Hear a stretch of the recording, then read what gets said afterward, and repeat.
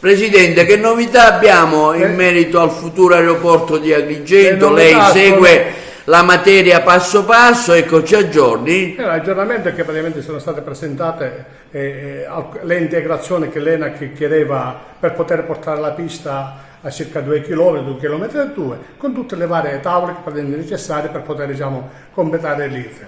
Questo è quello che mi sento di dire. Poi magari sarà presentato uno studio più particolare da altre, diciamo, società che praticamente si stanno mettendo a disposizione, con incarico sempre del commissario straordinario Giovanni Bologna, e spero che praticamente a presto, io credo che entro questo fine mese dovranno essere completate tutte le tavole per poter, diciamo, così l'ENAC portare avanti il tema, diciamo, di questa infrastruttura. Ecco, c'è un interesse da parte di diverse forze economiche alla struttura? Ma sì, perché praticamente abbiamo chiesto, perché si sono fatte avanti senza esitare a dare l'apporto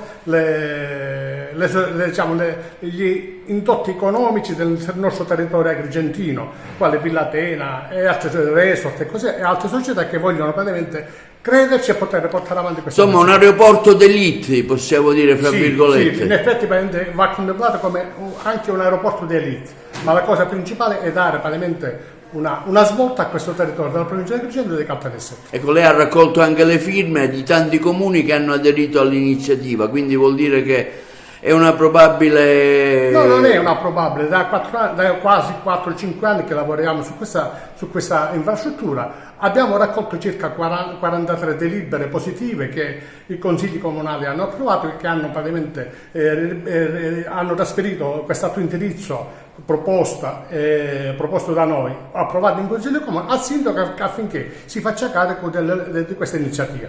Lo stesso vale anche per Caltanissetta, 18 su 22, diciamo, delibere che sicuramente porteranno aiuto a questa iniziativa. Ecco, ultimo step qual è affinché, diciamo, la struttura possa iniziare il suo... L'ultimo step è che l'ENAC valuta, diciamo, questa integrazione e che poi il MIT, diciamo, il Ministro delle Infrastrutture, possa inserirlo nel piano nazionale aeroporti. A quel punto, quindi, la cosa, diciamo, qual è l'iter?